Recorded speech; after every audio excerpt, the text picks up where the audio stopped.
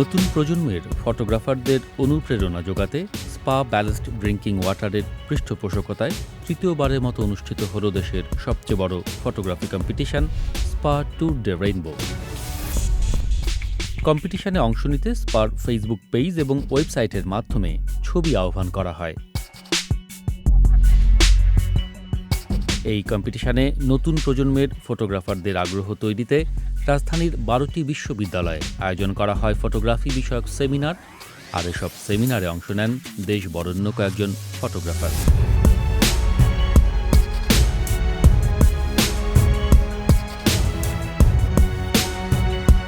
সেমিনারের পাশাপাশি এসব ভার্সিটিতে শিক্ষার্থীরা সরাসরি রেজিস্ট্রেশন করার সুযোগ পান।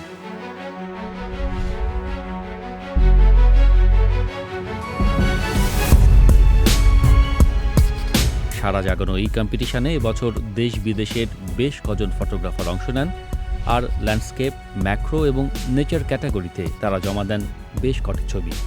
স্পা ট্যুর ডে রেইনবো এই ফটোগ্রাফি কম্পিটিশনটা আমাদের ফটোগ্রাফারদেরকে একটি প্ল্যাটফর্ম দিবে।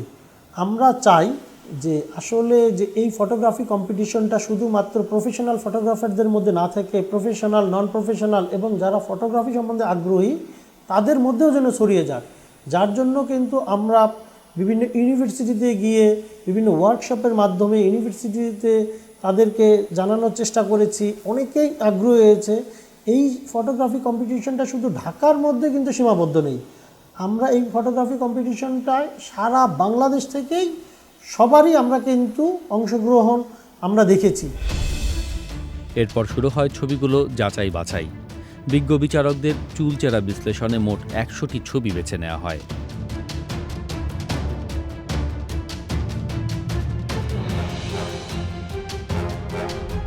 বাছাই করা সেরা ছবিগুলো নিয়ে রাজধানীর শাহবাগ জাদুঘর মিলনায়তনে আয়োজন করা হয় বিশেষ এক ফটো এক্সিবিশন।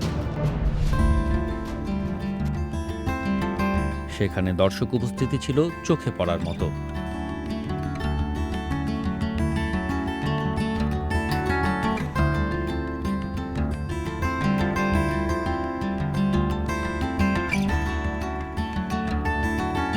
এক্সিবিশন শেষে সেরা 15 জন ফটোগ্রাফারকে নির্বাচিত করা হয়, দেয়া হয় বিশেষ সম্মাননা পুরস্কার।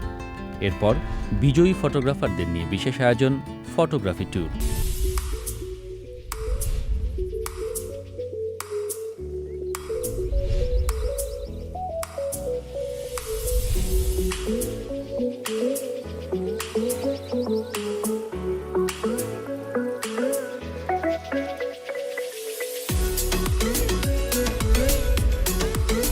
প্রতি বছরের মতো এবারও বিজয়ী ফটোগ্রাফারদের নিয়ে প্রতিবেশী দেশ ভারতের মেঘালয় রাজ্যের শিলং ও চেরাপুঞ্জি শহরে 3 দিনের বিশেষ ভ্রমণের আয়োজন করে স্পা ব্যালেন্সড ড্রিঙ্কিং ওয়াটার। তাদের এই ভ্রমণে সফরসঙ্গী হন দেশ বরেণ্য কয়েকজন ফটোগ্রাফার। এই কম্পিটিশনটা বেশ উন্নতি লাভ করছে এবং ফটোগ্রাফারদের বেশ সুযোগ হচ্ছে। একটা কথা না বললেই নয় যে আমরা শুধু ডিএসএলআর কথা চিন্তা করি সবসময়, যে ডিএসএলআর আছে, ভালো ফটোগ্রাফার হতে ডিএসএলআর ফটো একটা ক্যামেরা দরকার। আসলে তা না, কারণ আমরা যখন এবারের প্রতিযোগিতায় কম্পিটিশনে আসছি তখন দেখলাম যে একটা ছবি, 2টা ছবি, অনেক ছবি, যেমন একটা উইনারের ছবি ছিল একটা বেশ সুন্দর একটা নেচারের ছবি, এবং সে ছবিটাও ছিল মোবাইল থেকে তোলা।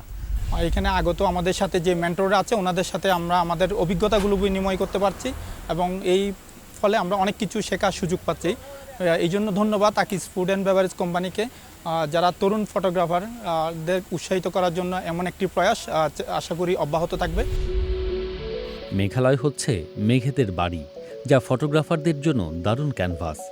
এখানে মিলবে সবুজ পাহাড় আর মেঘেদের আলিঙ্গন, আছে পাথুরে গা বেয়ে আসা ঝর্ণার অবারিত ধারা। মেঘালয় রাজ্যের রাজধানী Shillong spa balanced drinking water আয়োজিত প্রথম দিনের ফটোগ্রাফি ট্যুরের প্রথম দিনটি ছিল ডাউকির সুন্দর একটি গ্রাম সোনাংপেডামে। এই গ্রামের সবচেয়ে বড় আকর্ষণ স্বচ্ছ সবুজ পানির নদী উমঙ্গর। এটি একটি অবিশ্বাস্য সুন্দর ঝর্ণা। দেখে মনে হয় রূপকথার রাজ্য থেকে ঝর্ণাটি মাটির ধরনীতে নেমে এসেছে। মেঘালয়, শিলং, চেরাপুঞ্জি ঘোরার আমার অনেক স্বপ্ন ছিল, যেটা স্পা আয়োজিত স্পা ট্যুর ডে রেইনবো কন্টেস্টের মাধ্যমে সম্ভব হয়েছে। আমি অনেক কৃতজ্ঞ স্পার প্রতি এরকম একটি কন্টেস্ট আয়োজন করার জন্য। এখানে ঘুরছি, অনেক ছবি তুলছি, অনেক মজা হচ্ছে। এটা আমার লাইফের এখন পর্যন্ত one of the best experience. এই জন্য আমি ধন্যবাদ জানাতে চাই আকিজ ফুড অ্যান্ড বেভারেজ লিমিটেডকে ধন্যবাদ জানাতে চাচ্ছি এবং একই সাথে স্পাকে ধন্যবাদ জানাতে চাচ্ছি এত সুন্দর একটা ইভেন্ট আমাদের জন্য আয়োজন করে দেওয়ার জন্য। দক্ষিণ এশিয়ার সবচেয়ে পরিচ্ছন্ন গ্রাম মাউলিনং। এই গ্রাম জুড়ে দেখা মিলবে রং বেরঙের ফুল আর সবুজের সমারোহ।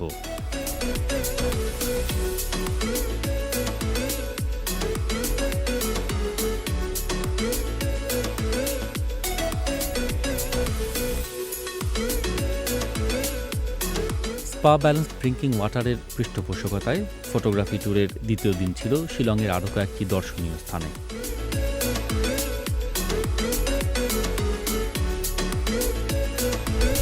কিন্তু বিশেষ করে মোবাইল ফটোগ্রাফার, এজন্য আসলে আমাকে নিজেকে খুবই আসলে লাগছে যে আমি মোবাইল ফটো কম্পিটিশনের মাধ্যমে এখানে আসতে পারছি।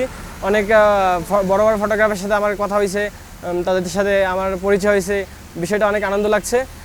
এটা আমার কাছে খুবই আনন্দ লাগছে যে এত নতুন একটা জায়গায় ভারতে আমি এই ফার্স্ট, তাও ফটো কম্পিটিশনের মাধ্যমে উইন হয়ে এখানে আসছি। এলিফ্যান্ট ফলস, এটাকে ঐরাবত জলপ্রপাতও বলা হয়। জলপ্রপাতের কালো পাথরগুলো একত্রিত হয়ে হাতির আকার ধারণ করায় এই নামকরণ। 3টি ধাপে প্রবাহিত ঝর্ণাটি মুগ্ধ করে সবাইকে। রাজ্যের সবচেয়ে বড় ও সুন্দরী জলপ্রপাতও এটি।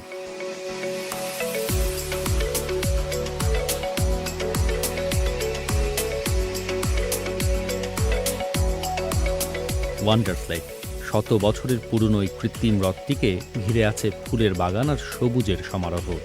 লেকের ওপরের কাঠের সেতু থেকে এই হ্রদের সৌন্দর্য উপভোগ করা যায়।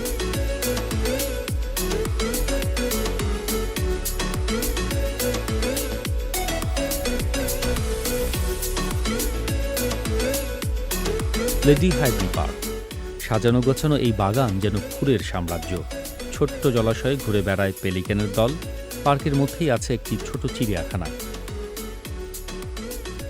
বাংলাদেশে আরও অন্যান্য কম্পিটিশন, ফটোগ্রাফি কম্পিটিশন হয়, কিন্তু তারা এরকম কোনো আমাদেরকে অপরচুনিটি দেয় না যেটা আমাদেরকে স্পা দিয়েছে। আমরা এখানে এসে মেন্টরদের সাথে থেকে 3 দিন আজকে ছবি তুলতে পারছি এবং ছবিগুলো তাদের সাথে ডিসকাস করতে পারতেছি, ছবিগুলো কেমন হয়েছে। তারা আমাদেরকে বিভিন্ন খুঁটিনাটি বিষয়গুলো ধরিয়ে দিচ্ছে। এগুলি আমাদের ফটোগ্রাফি ট্যুরতে এসে যেভাবে আমরা শিক্ষণীয় হচ্ছে এবং আমাদের জন্য অনেক উপকার হচ্ছে জিনিসগুলো।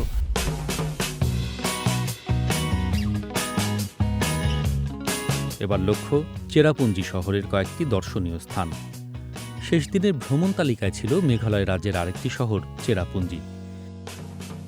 নহকালিকাই ফলস, চারদিকে ঘন সবুজ বেষ্টিত পাহাড়, তার বুক চিরে বয়ে চলেছে নহকালিকা ফলস। 1170 ফুট উচ্চতার এই ঝর্ণা ভারতের বৃহত্তম ঝর্ণাগুলোর মধ্যে অন্যতম। এই একটা বড় বিষয় যে আসলে যারা নবীন ফটোগ্রাফার আছেন তাদের জন্য একটা বড় বিষয় এটা হবে, আমি বিশ্বাস করি যে বিভিন্ন প্রতিকূল অবস্থায়, শীতে বা বৃষ্টিতে বা বিভিন্ন জায়গায় বা পাহাড়ি অঞ্চলে এই কীভাবে আসলে ছবি তোলা সম্ভব বা এই ছবিগুলো কিভাবে তুলতে হয়, যারা অভিজ্ঞ আছেন তাদের কাছ থেকে তারা শিখতে পেরেছেন বলে আমি আশা রাখি। আমি ধন্যবাদ জানাই স্পা ড্রিঙ্কিং ওয়াটারকে, এর সাথে জড়িত সকলকে যারা এই ফটোগ্রাফি কম্পিটিশন নিয়ে কাজ করেছেন সেই শুরু থেকে আজকে পর্যন্ত। আমরা চলে যাব ইকো পার্কে। এই পার্কের পাথুরে পাহাড়ে দাঁড়িয়ে যত দূর দেখা যাবে কেবল সবুজ, সবুজ আর সবুজ। এ যেন এক অন্য জগৎ।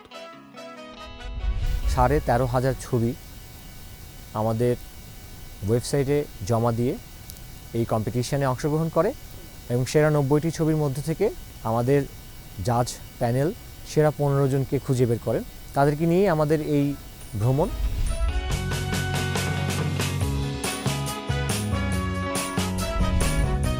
শত বছরের পুরনো একটি গুহা, স্থানীয়রা নাম দিয়েছে মসমাই কেভ। গুহা থেকে বেরিয়ে আমরা চলে যাব 7 সিস্টার ওয়াটারফলসের দিকে। পাশাপাশি 7টি ঝর্ণা সবুজ পাহাড়ের বুক চিরে ঝমঝমিয়ে ঝরে চলেছে। অপরূপ এই ঝর্ণাধারা 7 সিস্টার ওয়াটারফলস নামে পরিচিত।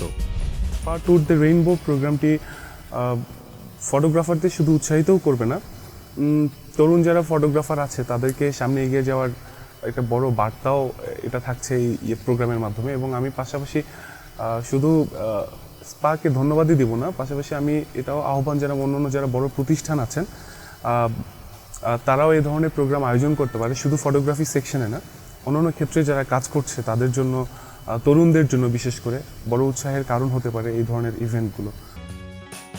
সারাদিন ভ্রমণের ক্লান্তি শেষে ক্ষুদ্র পরিসরে ইনডোর গেমসের আয়োজন সবাইকে চাঙ্গা করে তোলে।